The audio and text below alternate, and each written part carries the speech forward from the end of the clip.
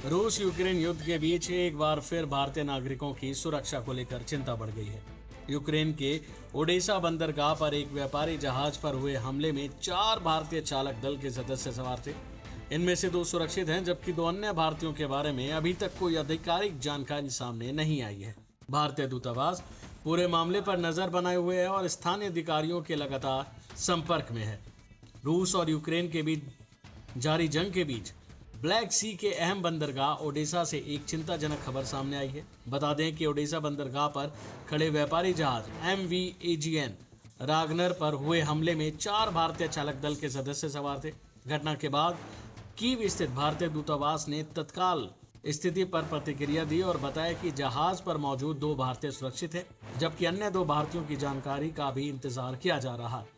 भारतीय दूतावास ने अपने आधिकारिक बयान में कहा है कि वह पूरे घटनाक्रम पर लगातार नजर बनाए हुए हैं। दूतावास स्थानीय प्रशासन, बंदरगाह अधिकारियों और संबंधित एजेंसियों के साथ संपर्क में है, ताकि जहाज पर मौजूदा भारतीय नागरिकों की सही स्थिति का जल्द से जल्द पता लग सके।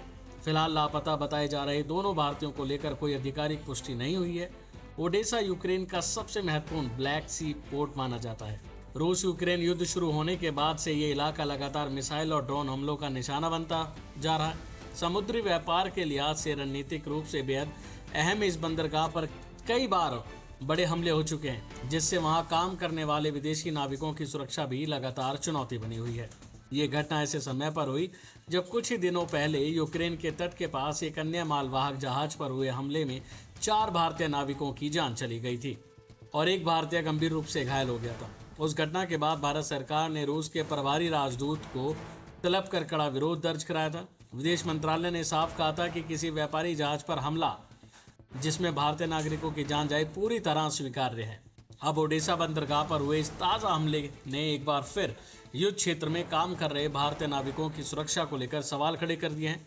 भारतीय दूतावास ने भरोसा दिलाया है कि वह हर पल स्थिति पर नजर रखे हुए हैं और जैसे ही दोनों भारतीयों के बारे में कोई आधिकारिक जानकारी मिलेगी उसे साझा किया जाएगा।